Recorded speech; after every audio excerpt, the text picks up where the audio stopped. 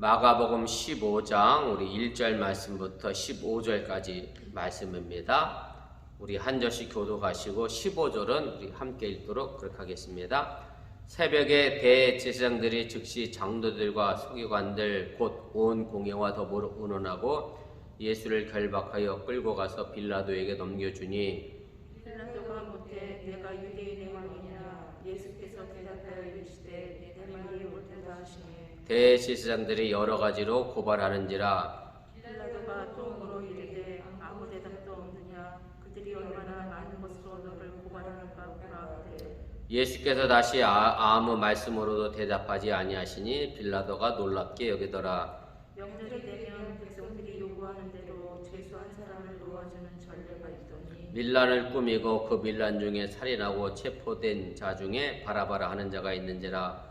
우리가 나아가서 전례대로 하여주기를 요구하되 빌라도가 대답하여 이르되 너희는 내가 유대인의 왕을 너희에게 놓아주기를 원하느냐 하니 이는 그가 대제사장들이 시기로 예수를 넘겨준 줄 알미로라. 그러나 대제사장들이 무리를 충동하여 도리어 바라바를 놓아달라 하게 하니 빌라도가 또 대답하여 이르되 그러면 너희가 유대인의 왕이라 하는 일을 내가 어떻게 하랴. 그들이 다시 소리 지르되 그를 십자가에 못 박게 하소서. 빌라도가 이르되 어찌 믿냐. 무슨 악한 일을 하였느냐 하니 더욱 소리 지르되 십자가에 못 박게 하소서 하는지라. 빌라도가 무리에게 만족을 주고자 하여 바라바는 놓아주고 예수는 채찍질하고 십자가에 못 박히게 넘겨주니라. 아멘.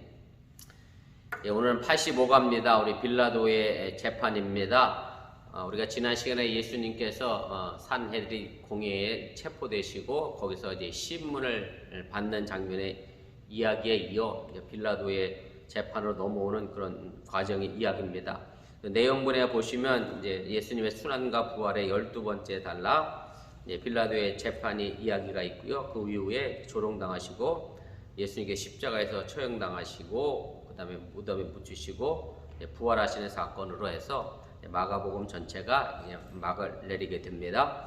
우리 내용분해와 개요 보도록 하겠습니다. 그래서 예수님에 대한 이 빌라도의 재판에 관련된 그런 보도의 모습이고요. 예수님께서 이제 빌라도 앞에서 신문을 이제 받게 되고 재판 도중에 이제 바라바라고 하는 사람의 문제가 이제 거론이 됩니다.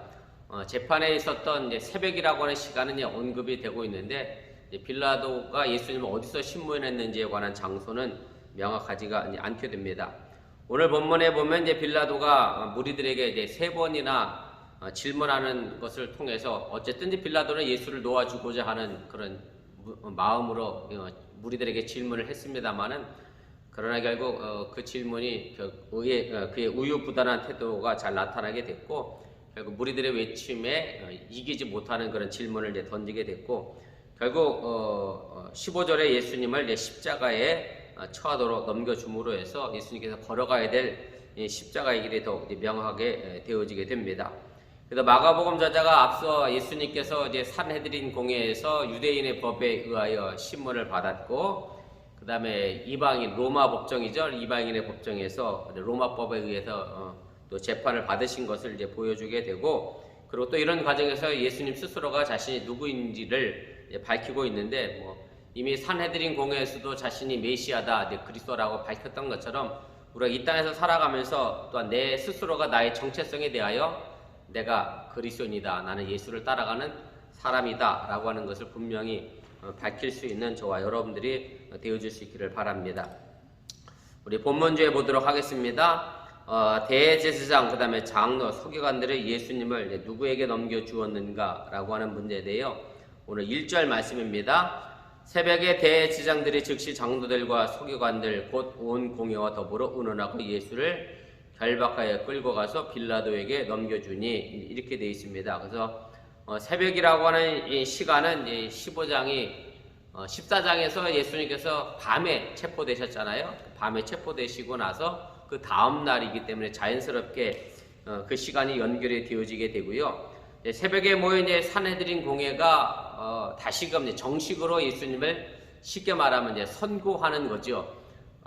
우리나라 법도 그렇고 미국 법도 다 마찬가지겠습니다만은 어떤 사람이 죄를 짓게 되면 그 죄에 대해서 먼저 심리라고 하는 과정을 거치잖아요. 이 사람이 정말 죄가 있느냐 없느냐, 뭐 변호사, 검사가 서로 공방을 주고받다가 그리고 최종 이제 선고하는 날이 있는 것처럼 쉽게 말하면 저녁 때 모였던 것은 예수님을 심리하는 시간이었고, 그리고 유대인의 법에는 심리한 당일날은 뭐랄까요, 판결을 내리지 않고 그 다음날 내리게 돼 있는 건데, 사실은 뭐 날짜로는 다음날이지만 몇 시간 뒤죠.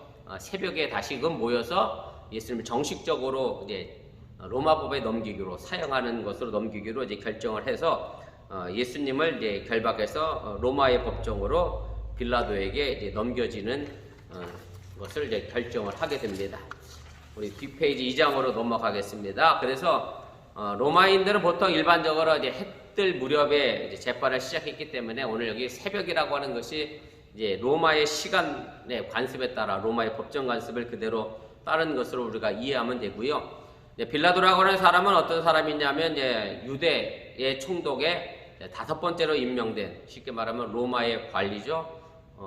팔레스틴을 식민지로 지배하고 있었기 때문에 5번째 유대 총독이었고, 주후 26년에서 36년 사이에 딱 예수님께서 십자가에 못 박히시던 그 기간 안에 유대를 통치했던 그런 사람입니다. 일반적으로 로마 총독은 이제 가이사라고 하는 동네에 이제 쉽게 말하면 관청이 있었는데, 유대인의 큰 절기에는 예루살렘에 와서 치료를 했습니다. 왜냐하면 특별히 6월절 같은 명절이 출애굽한 날이잖아요. 그래서 애굽에서 해방되고 벗어난 날이었기 때문에 그런 큰 명절에 많은 사람들이 모이게 되면 자연스럽게 밀란이나 소동이 충분히 일어날 수 있었기 때문에 예루살렘이 머무는 것이 그때 당시 총독의 이제 관례였기 때문에 빌라도가 6월절에 예루살렘에 와 있었고, 그래서 자연스럽게 예수님을 신문하게 된 그런 계기가 되어지게 됩니다. 2번입니다. 이제 빌라도가 예수님께 던진 이제 첫 번째 질문은 이제 무엇입니까? 오늘 2절인데, 빌라도가 묻되 내가 유대인의 왕이냐? 예수께서 대답하여 이르시되 내 말이 옳도다 하시매, 이렇게 예수님께 묻고 예수님이 이제 대답을 하셨습니다. 조금 질문의 내용이 다르죠. 대제사장들은 예수님을 향하여 이렇게 물었어요. 내가 찬송 받으실 만한 자의 아들이냐? 이렇게 얘기하면 이제 하나님의 아들이냐? 메시아냐? 아니 그리스도냐? 라고 하면 일종의 종교적 관점에서 질문을 했다라고 하면, 이제 빌라도는 예수님을 내가 유대인의 왕이냐? 라고 하면서 이제 정치적 관심을 가지고 이제 묻게 됩니다. 왕이라고 하는 것은 다분히 정치적인 의미를 이제 강조한 그런 말이고요.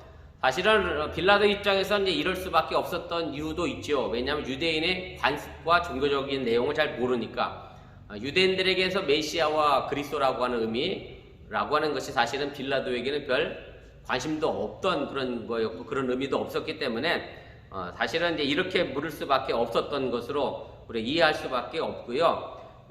제가 사도행전 18장 15절 말씀의 내용인데 한번 보세요. 아랫자 하단에 보면 가이사라고 하는 이제 총독이 했던 말인데요. 이렇게 되어 있습니다.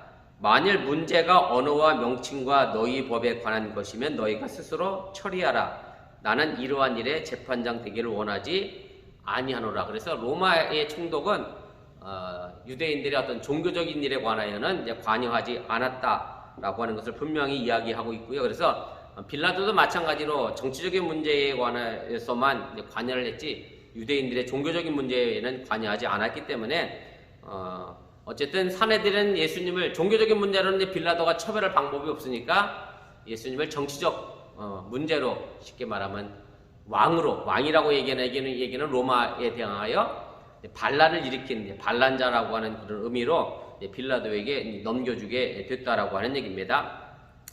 3번입니다. 그래서 빌라도의 관심은 그가 이제 실제적으로 정치적인 왕이었는지를 묻는 것이 그의 목적이었고, 제가 앞서 말씀드렸던 것처럼 유대 전쟁이 일어나기 전 수십 년 동안 자칭 메시아라고 하는 이름을 가지고 로마에 반항하고 또 그들에게 대항했던 사람들이 있었기 때문에 빌라도도 예수님께서 그 중에 한 사람인 것으로 이해해서 내가 유대인의 왕이냐라고 하는 질문을 던지게 됐습니다.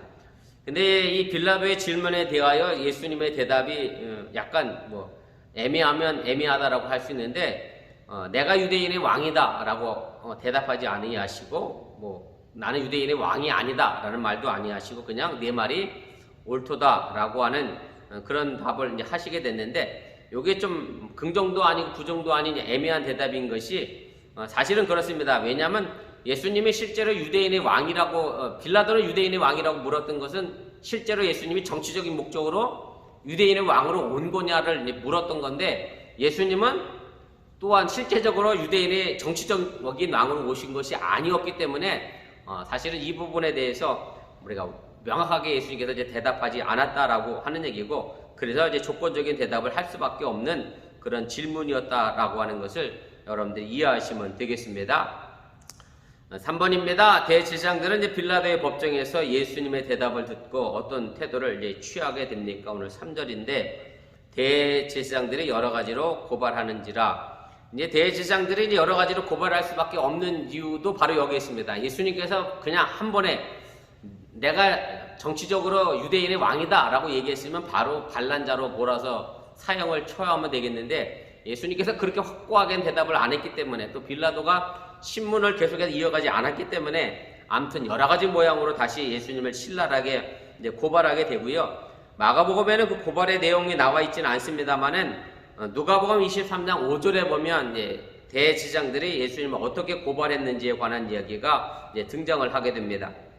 거기 제가 2번에 썼습니다. 함께 보시면 좋겠습니다. 무리가 더욱 강하게 말하되 그가 온 유대에서 가르치고 갈릴리에서부터 시작하여 여기까지 와서 백성을 소동하게 하나이다. 그냥 소동한 정도이지 특별히 로마에 대하여 대항하거나 반란을 일으켰다라고 하는 그런 제목은 찾을 수 없음에도 불구하고 여러 가지 말로 이제 고발을 이제 하게 됩니다. 이런 고발에 대하여 빌라도가 놀랍게 여기게 됩니다. 오늘 그 4절, 5절 말씀입니다. 빌라도가 또 물어 이르되 아무 대답도 없느냐? 그들이 얼마나 많은 것으로 너를 고발하는가 보라 하되, 예수께서 다시 아무 말씀으로도 대답하지 아니하시니 빌라도가 놀랍게 여기도다. 이렇게 되어 있습니다. 그래서 아무튼 빌라도는 대제사장들의 고발에 대해서 네가 뭐라고 좀 말을 해봐라. 아무튼 예수님 편에 서서 예수님의 말을 듣고 싶어 했는데, 그러나 예수님은 그 질문에 대하여도 아무런 대답도 하지 않으시게 되고요. 그래서 사실은 내 말이 옳다라고 하는 이 말, 그리고 그 전에 대제사장들에서 있었던 공회의 신문 앞에서 내가 찬송받을 자의 아들이다, 메시아다, 그리스도라고 고백했던 것 외에는 이제 더 이상 십자가에서 돌아가실 때까지 아무 말도 아니하시고 이제 침묵으로 이제 일관하시게 됩니다. 결국 빌라도 이 침묵에 대하여 이제 놀랍게 여길 수밖에 없다라고 하는 얘기고, 사실은 일반적인 법정에서는 이런 일이 없으니까 그렇죠. 왜냐하면 잡혀온 사람들은 대부분 다 억울하다, 나는 죄가 없다라고 항변하지 아무 말도 안 하고 그냥 자신이 십자가형에 처형되는 사람이 없었기 때문에, 어쨌든 이제 빌라도에게 있어서 예수님은 이상하게 생긴 사람으로 이해될 수밖에 없는 그런 사람이었고, 아무튼 예수님은 평범한 사람 이상으로 이제 빌라도가 이제 생각을 하게 됩니다. 이제 그것이 어디에 나오냐면, 이제 마가복음 15장 44절에 보면 이제 빌라도가 십자가에 넘겨주고 난 다음에 백부장에게 이제 이렇게 묻는 질문이 있습니다.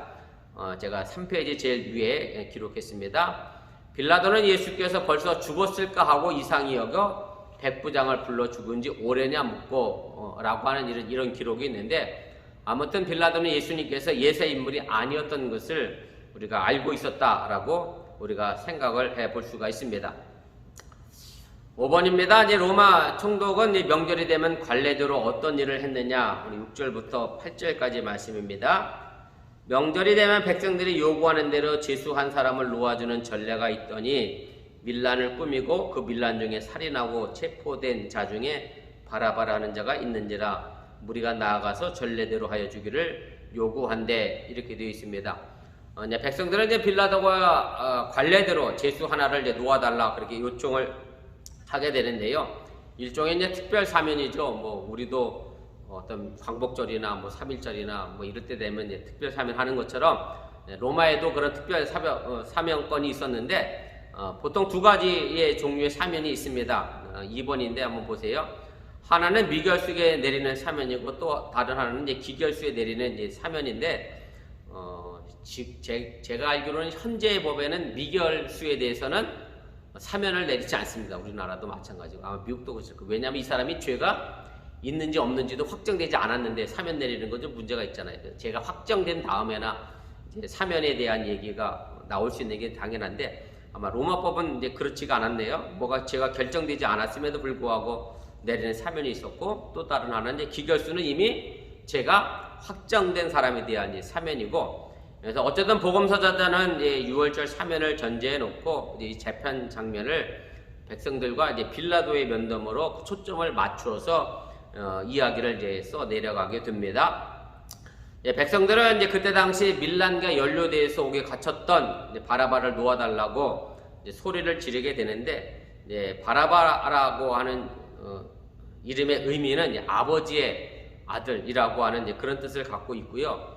사실은 여기 나와 있는 것처럼 밀란을 꾸미고 그 밀란 중에 살인하고라고 하는 이 내용이 바라바에 대하여 평가한 내용이 이제 전부고요. 사실은 이거 외에는 특별히 복음서에서 이제 알려진 내용은 없습니다. 아무튼 밀란을 일으켰던 사람 가운데 우두머리 혹은 그때 당시에 열심당원이라고 해서 가룟 유다처럼 뭐랄까요 품속에 칼을 품고 다니면서 로마로부터 해방하기를 원해서 투쟁했던 그런 지도자 중에 한 사람일 것이다 정도로 이제 추측을 이제 하게 되고요. 어쨌든 이제 그 당시 유대에서 여러 가지 폭동과 유혈 사태가 계속 발생했기 때문에 아무튼 바라바가 그런 사람 가운데 한 명으로 우리가 생각해 볼 수가 있습니다. 6번입니다. 이제 빌라도는 관례대로 죄인의 사면을 요구하는 무리들에게 누구를 추천하고 싶어 했습니까?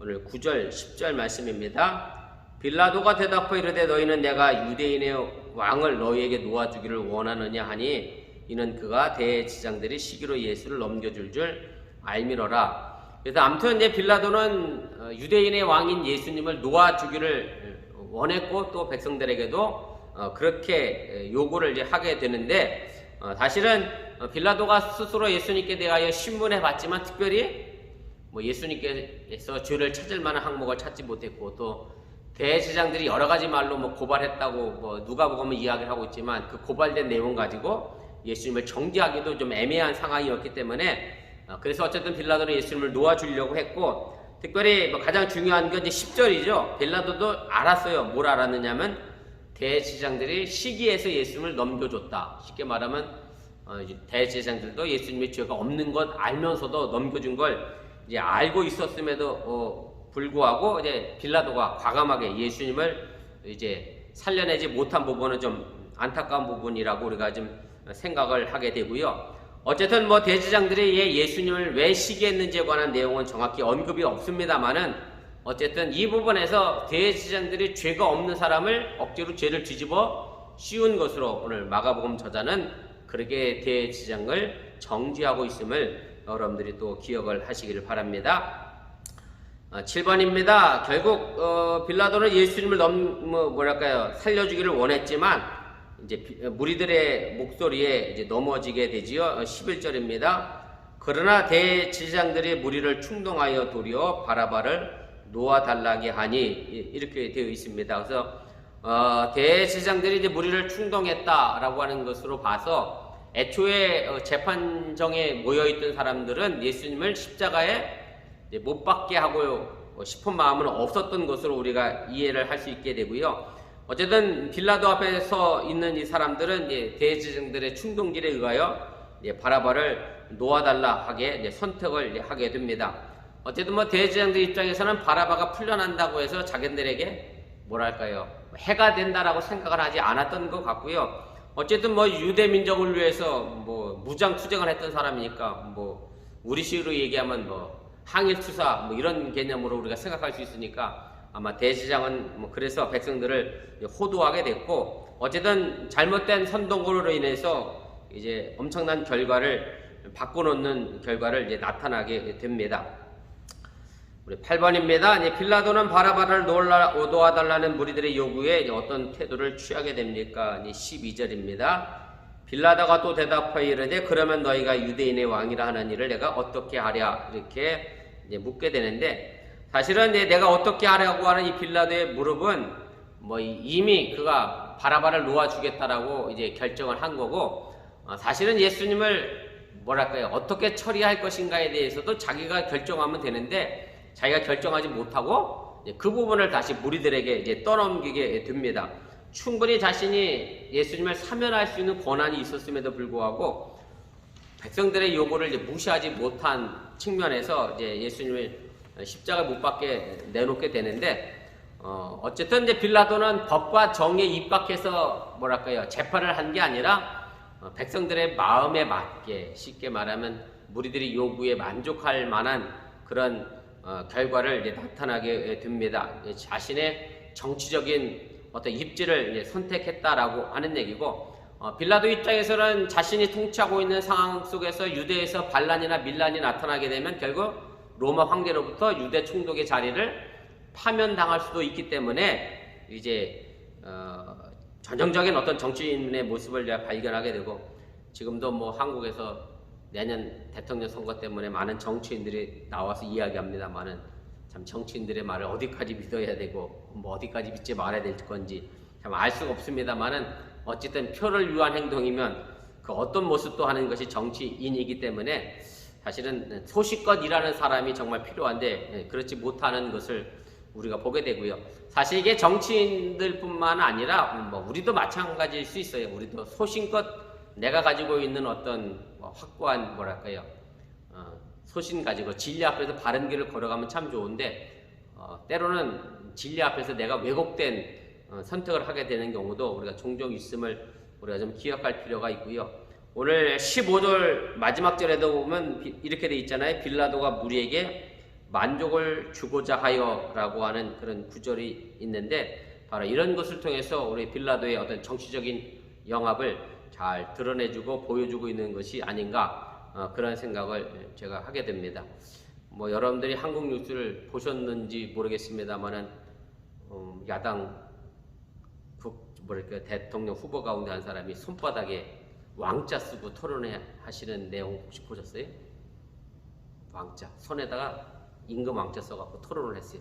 이게 몇 번 화면에 비쳤어요. 근데 왜 안 지웠느냐 그랬더니 지지자가 써준 거를 안 지웠다고 그랬는데, 어떤 사람이 또 그래요. 요즘은 저 코로나 때문에 손세정제를 자꾸 쓰는데 어떻게 손세정제로 손을 닦는데도 그 왕자가 안 지워졌는지, 이 사람이 뭐 종교적인 사이비 미신에 빠져서 왕자를 쓰고 대선 토론을 한 것이 아닌가, 이렇게 막 신문 기사가 났거든요. 그때 그 다음날 이분이 어디 갔죠? 뉴스를 안 보셨구나. 이분이 어디 갔느냐면 여의도 순복음교회 주일날 아침 가서 예배를 드렸어요. 자신은 미신에 빠진 사람이 아니다, 그런 걸 이제 보여주려고 여의도 순복음교회 갔는데, 그러면서 내 차에서 내리면서 이랬어요. 자기 부인은 구약 성경을 다 외운대요. 대단하시잖아요. 저는 여태 구약 성경을 한 번도 다 외울 수도 없고, 저는 복음서 하나도 다 못 외우는데, 어쨌든 그 부인이 다 외운다고 얘기하고, 그래서 예배를 드렸어요. 그랬더니 어떤 신학자 목사님이, 제가 페이스북에서 팔로우 하시는 그런 목사님이고 신학교 교수인데, 그분이 이런 글을 썼어요. 그가 정말 하나님을 경외하는 마음으로 교회를 갔다고 하면, 미신을 따른 사람이 아니라고 하면 그런 대형 교회 가서 앉아서 예배 드릴 게 아니라 정말 작은 교회 뒷좌석에 앉아서 세리처럼 내가 겸허하게 하나님을 구하는 것이 아름다운 모습이지, 이 사람은 하나님을 구한 게 아니라 뭐를 구하러 간 거예요? 표를 구하러 간 것이다. 이제 신랄하게 이렇게 썼던 내용을 봤는데, 아무튼 우리가 이 땅에 살면서 신앙적으로도 그렇고 일상적인 삶의 모습 속에서도 그렇고, 그 누군가의 만족을 위한 삶이 아니라 하나님 앞에서 바른 삶의 길들을 걸어갈 수 있는 저와 여러분들이 되어줄 수 있기를 주님의 이름으로 부탁을 드립니다. 9번입니다. 제가 무리들은 한술 더 떠서 예수님을 어떤 형벌에 처하되려고 요구를 하게 되느냐. 오늘 13절인데, 그들이 다시 소리 지르되 그를 십자가에 못 박게 하소서. 예수님을 십자가에 못 박게 해달라 처형을 하게 됩니다. 사실은 그동안 예수님께서 자신이 순한 예고를 하셨습니다마는 내가 어떻게 죽을 거다라고 하는 말은 안 하셨거든요. 방법론에 관한 이야기는 없었고, 또 사내들인 공회도 마찬가지입니다. 예수님은 사형에 해당할 만한 죄가 있다, 신성모독죄가 있다라고 얘기했지만 어떻게 죽일 것이다 라고 하는 그런 것은 결정하지 않았는데, 무리들이 처음으로 예수님을 십자가형에 처해달라 그렇게 요구하게 나서게 됩니다. 여러분들이 아시는 것처럼 그때 당시 로마의 사형법 가운데 십자가형은 최고의 무거운 형벌이었고, 그래서 로마 시민에게는 이 십자가형은 사형되지 않았고요. 반란과 같은 중죄를 지은 자에게 가해지는 가장 엄한 형벌이 십자가형이었고, 참 이것이 또 어떻게 보면 이제 모순적인 이야기일 수도 있는데, 마가복음 11장 9절에 보면 예수님께서 예루살렘 성에 입성하셨을 때에 이 무리들이 예수님을 향하여 호산나 다윗의 자손이여라고 하면서 찬송했던 사람들이었는데, 지금은 예수님을 십자가에 못 박으라고 외치는 사람으로 이제 바뀌어지고 일종의 대중의 양면성의 모습을 우리가 보여주게 되는데, 사실은 그래서 우리가 어떤 흐름에 따라 움직이는 삶의 모습이 아니라 하나님의 말씀에 비춰 내 삶을 지켜가는 그런 신앙의 삶을 잘 지켜갈 수 있기를 주님의 이름으로 부탁을 드립니다. 빌라도는 예수님의 처형에 대해 어떤 태도를 취하게 됩니까? 오늘 14절입니다. 빌라도가 이르되 어찌 매냐 무슨 악한 일을 하였느냐 하니 더욱 소리 지르되 십자가에 못 박게 하소서 하는지라. 그래서 이제 빌라도가 당황하게 되지요. 그래서 이 사람이 무슨 악한 일을 했길래 너희들이 이 사람을 십자가형에 처하게 해달라고 요구하느냐라고 이야기를 하게 됩니다. 그래서 빌라도 자신조차 예수님에게서 십자가형에 처할 만한 죄목을 찾지 못했다라고 하는 얘기고, 분명하게 죄를 찾지 못했음에도 불구하고 예수님을 사면할 수 있는 권한을 주도적으로 빌라도는 이끌어내지 못했고, 무리들의 흥분의 외침에 그만 자신의 정체성을 잃어버리게 됩니다.